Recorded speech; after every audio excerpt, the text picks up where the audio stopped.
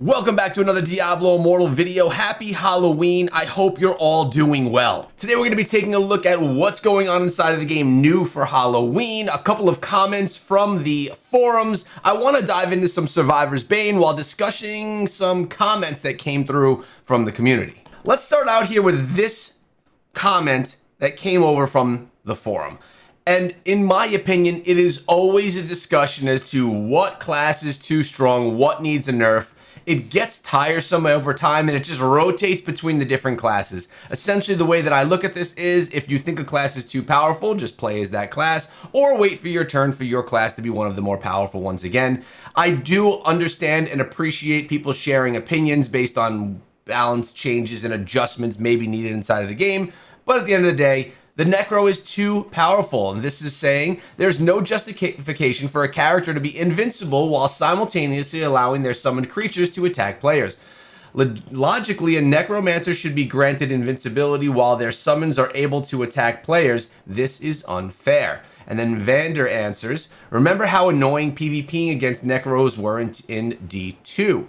They teleport once and completely covered in the summons, but there was always a counter. In Diablo Immortal, you just gotta find the counter.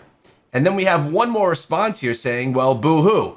As a Necro player, I can tell you a few things. Now, I like this because it's coming from someone that plays the Necromancer. Number one, the minions do rather mediocre damage, have negative influence, and are fragile as hell. Wraith form, which grants temporary damage immunity, has rather atrocious cooldown.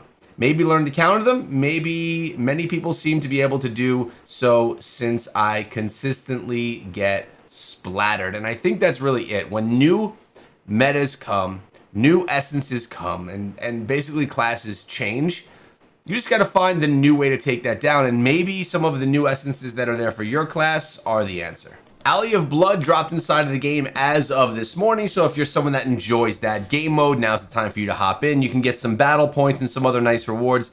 Deal damage across all matches. You get some nice gems there. I actually like that reward a lot. Yeah, so not too bad with the rewards that they're offering here with the Alley of Blood. But as you know, Survivor's Bane is my favorite. We're going to make our way over there, and what I'm thinking I'm going to do now is I have 5 comments that I chose from yesterday's video that I want to discuss, maybe a little bit more in depth, some of them. Why don't we take a look at some of the comments while playing some Survivor's Bane, make it a casual discussion type point here. We're going to be running Ashwald Cemetery, and we're going to be doing not the endless mode, but the longer mode. That's where we're going to start. And Sal's Clips comes through with this comment saying, I myself was surprised how good the Phantom Market cosmetic is. It's definitely popular as most of my warband purchased it. And I have to say, I really do agree. This Phantom Market cosmetic is one of the nicer ones that we've seen in a while, at least in my opinion. As always, remember, cosmetics are subjective based off of taste. This matches my taste very well. I'm gonna go with the spinning shield here. I usually don't like starting with Ray of Frost, by the way, when I'm playing is this. We're gonna go with Command Skeletons. They're just gonna protect me a little bit. But yeah, I do think that Blizzard and NetEase did a nice job with this cosmetic. As I've mentioned in previous videos, someone said that it reminds them of a couple of characters from Raid Shadow Legends. I discussed that in a previous video, and I actually happen to agree. But man, it's good. And it's not only good because it looks good, it's good because of how they set it up. Like the wizard, just awesome looking with how the male has the wife's head as the weapon, and the woman has the male's head as the weapon. Just well thought out. I think they did a really nice job, not only with how it looks, but you know, how it's presented. Even the druid has, the male has the wife on the end of the staff, and the wife has the male on the end of the staff. It's just really, really cool. What I'm hoping for here is that I can get Whirlwind, and we'll see if that'll actually be unlocked. I only have one more skill. I went for Zephyr's Surge, I believe it is, because it gives me some invulnerability. Werewolf, we're gonna go with Werebear right here again. Yeah, there it is right there. Worked out nice. I think I have a pretty good build to get to the end of this. This is not endless. That'll be the one that I do next. But overall, I do believe that the cosmetic was a complete win. And the next comment's from Evil7785. He says, "Hey Echo, I've been watching your videos for a few months now, and thank you for all the guides and news you share. They're very helpful." No problem, man. I'm glad that you enjoy. I have a question. Do you have any news or rumors about this? Do you think there's a chance that cosmetics that were previously released in the Phantom market will return in the future? I came back to the game 2 months ago and missed the collaboration skins with Warcraft and Berserk. I hope they put them back in the Phantom market sooner or later. So let's discuss that. Phantom market cosmetics have come back to the game. We saw it happen with the, what was it? The Mad King, I believe. I think that was the one that ended up coming back to the game from the past. So is it doable? Yes. I think it's easier to do with cosmetics that are not crossover cosmetics, or that are crossover cosmetics with a game that Blizzard owns the IP of, like Warcraft. Here's the whirlwind I was looking for. So that person was saying that they want the Warcraft cosmetic. There could be a chance that that comes back in the future. I don't think that it would be crazy if it did. The problem with cosmetics returning is, if it does return, there's a lot of people that already have it that are still playing the game. So as far as sales go, Blizzard would have to look at that and say, well, we're gonna have less sales on this one because people already own the cosmetic. It's already on their account. They're not going to buy anything from it again. So that's the downfall from their development standpoint, right? They don't want to put out cosmetics that people already own that they're going to just have lower sales on. They want to always try to increase those sales. But doesn't mean it can't happen. Maybe they have a time where they just don't have a lot of the cosmetics prepared. They don't have a new cosmetic prepared. Maybe they want to up the how often cosmetics are dropped inside of the game, so they start putting them in. Maybe they're going to want to do a bi-weekly cosmetic over time or something like that. And if they do, let's get this disintegration shrine right here. And if they do, then they could just double up and they'll be actually making more money, and you'll be able to get the cosmetics that you want. It's essentially a win-win situation. We're going to go with a melee range increased. But for something like the Berserk, so that's going to be a lot more difficult. When you think about it, the Berserk IP crossover, which in my opinion was done so well, Blizzard slayed it with that one. That's going to be harder to do, because any time that things Berserk related would be put back into the game, revenues are going to have to be shared with that IP. And it's not that they wouldn't want to share it with the IP, but I don't know how those communications have stayed as time has gone on since that collaboration has happened. You know, I'm not sure if the connection is still there, if the collaboration went well for both parties, if they want to engage again. There's a lot more moving pieces when you have to include another party, right? And when you bring back crossover cosmetics from something that's not your own IP, then you have to deal with outside parties, and that could become difficult. Not saying it's impossible. I think that it can happen. I actually, and not strictly from the cosmetic side of things, because the Berserk cosmetics are not my favorite. I think they're good, but they're not my favorite. I think that that crossover was possibly one of the best ones that they've had. Blizzard, in my opinion, has been doing a pretty good job with these crossover events. It's been actually not only good cosmetics, but it's been a lot of fun to participate in them. So I would love to see it come back. Of course, not as the full crossover event again, but even as the cosmetics coming back for players like yourself. Now, T-Clink Gaming is saying, I love the new cosmetic. It fits the theme of Halloween, and I got the Crimson one on the free-to-play account with my free draw. That's actually awesome. Good for you. Again, happy Halloween to everyone. I hope you have great plans and things going on later on. I'm going out with the kids at a friend's house. We have a big bash for Halloween, walk around the town. We have a big Halloween town where I live. And this is going to be a good time. And then tomorrow I have the adult Halloween party, which is what that mask is for. And, well, that's going to be fun in a different way. So guys, let me know what your plans are for Halloween. Do you have anything good planned? Is it a big holiday for you, or do you kind of, you know, not care about what's going on? Summons will explode on death. Yeah, we want to do that. We want to get our skeletons to explode on death. You know, Halloween, it's a good day to be a necromancer inside of the game, and it's also a good day to run some Survivor's Bane, have a casual video, and talk about what you guys, the community, have to say. I've really been liking Werebear in this as well. It does some type of a healing ability, and I just feel like I'm with Whirlwind and Werebear, I'm just always alive. Even, what's the other one that I'm using right now? Can we pause for a second? I'm using this one right here. The Zephyr Surge. Can't be targeted while attacking, makes me invincible for a certain amount of time as well, which I really do like.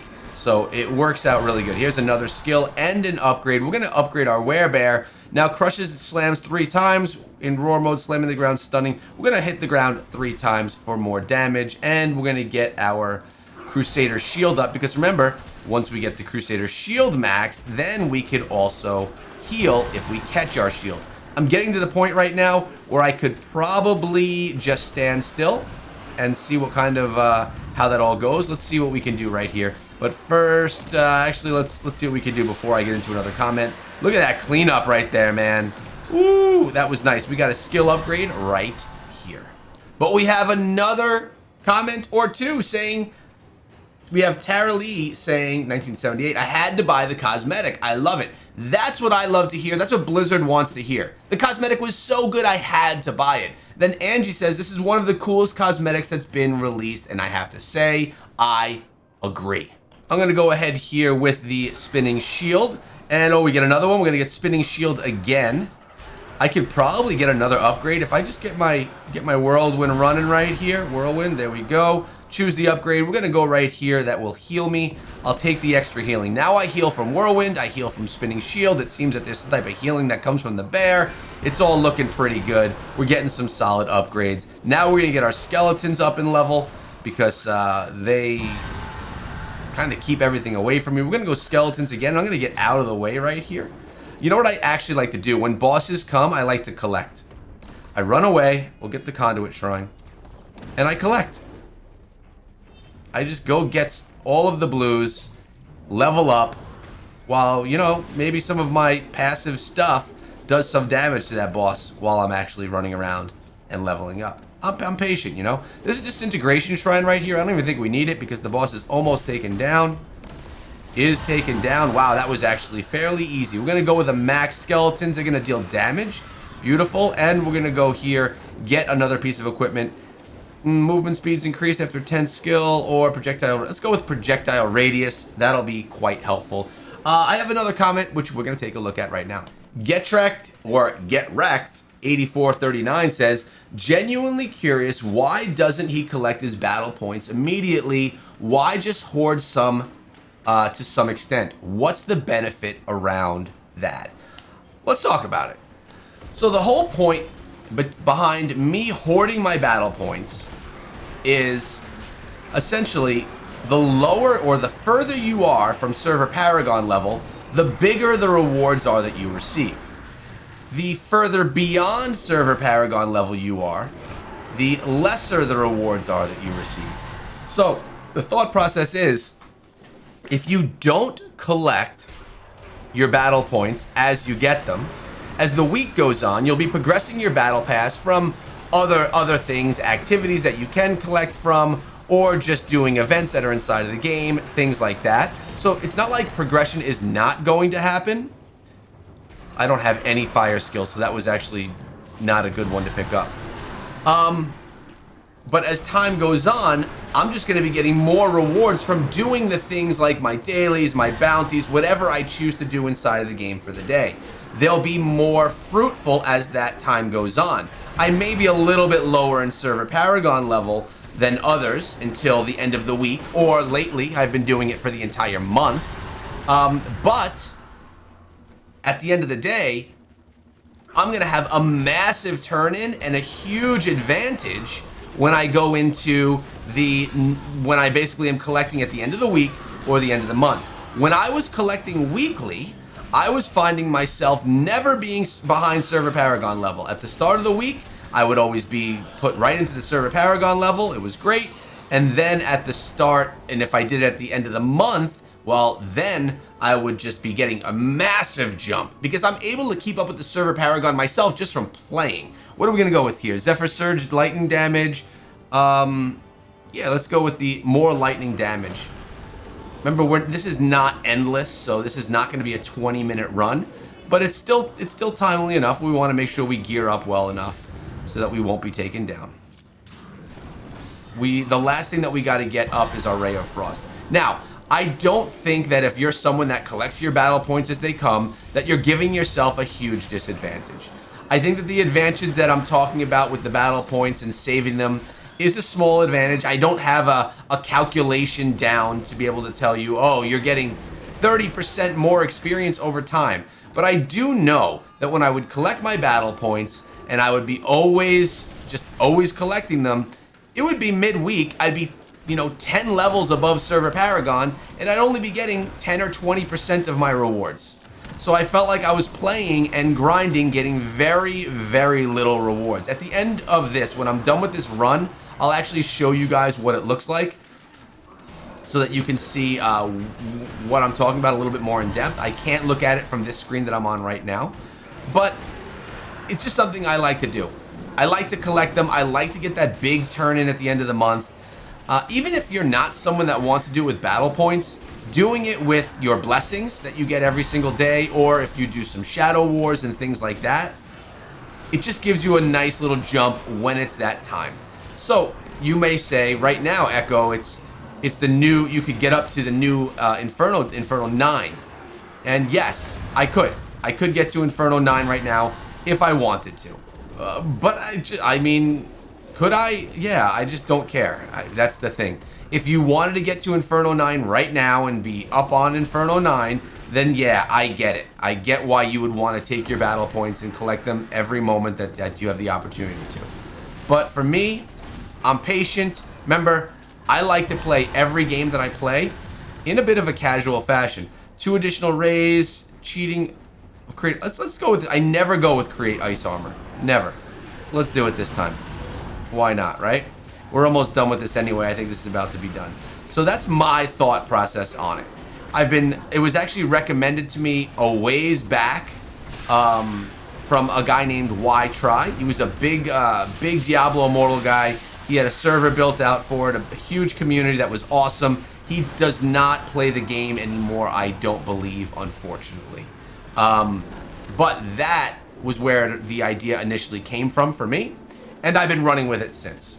I'll show you in just a moment. So you can see we got some good rewards. 16 legendary, 17, 18. This is crazy, the amount of stuff that we just got here. Let's exit. Happy Halloween. Thanks for all the rewards, man. Plus, again, we get all of these achievements too, right? Let's claim all of these. So many rewards that they're going to be going into my bag, and my bag will most likely be full right now. That typically happens when those treasure gobs come to town. See, as you can see right here, we're full. Let's salvage equipment. Then I'm going to get the rest of the stuff out of my bag, out of my mail, which is right here. Actually, is that it? And this is what I'm talking about my unclaimed assembly rewards. This experience right here, I just hold it, and I use it at the end of the week or at the end of the month. And I do the same thing with my Shadow Weekly rewards. I do the same thing with my Wind of Fortune rewards. These right here, 444 Battle Pass points. It's going to be progressed and it's going to go nicely. Sometimes things here have an expiration date. Most of the time, they do not. But if we're taking a look, and I know we're talking about this for a while, I'm at Paragon 1093. Server Paragon is 1090. If you take a look, a little bit of a closer look here, I'm only getting 60% of the rewards because I'm above the Server Paragon. This is the progression system used by the game that prevents players from getting too far ahead so that newer players have the ability to catch up. If I was at Server Paragon 1100, I'd be getting about 10% of my rewards. Maybe 20, I forget what it actually was, but it's very low, which means it's so slow for me to progress. If I collect my battle points and those experiences that I just shared with you from my mail, I'd be at Paragon 1100. I can then move to the next level and yada, yada, yada. But I'm patient. I'll wait until Monday and I'll just get it then. I'm just gonna, it's gonna be easier because when Monday comes around, I'll actually progress myself if I play decent over the weekend, to 1100. Then Monday comes and everything's even easier because I'm maybe potentially below Server Paragon level. This will be 100% or 120% rewards, and it's just going to be much easier for me to progress and to get a whole bunch of stuff from doing that. Hope that was a good enough explanation. By the way, we did just do the event as well. So Hollow's Wake, we got a little there, and Survivor's Bane. See, this is how I collect and progress my battle pass without collecting. We collect these event things, Battle Pass 8, right?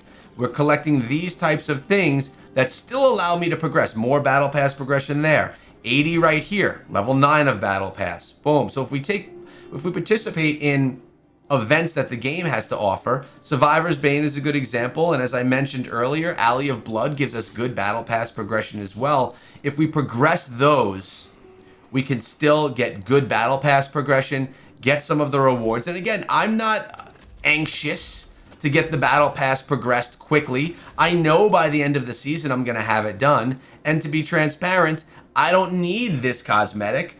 Not when I'm wearing something like the one that is overwhelmingly applauded from this most recent Phantom Market. It's a freaking awesome cosmetic, and a lot of people think so. So I don't need to rush anything else because I'm very happy wearing this. Definitely a bit more of a casual video today, but sometimes I like to talk about what you guys have in mind. This is fun. I hope you guys have a great Halloween. Hope you enjoy the game today. Let me know what you're going to be planning, and I'll see you back here tomorrow.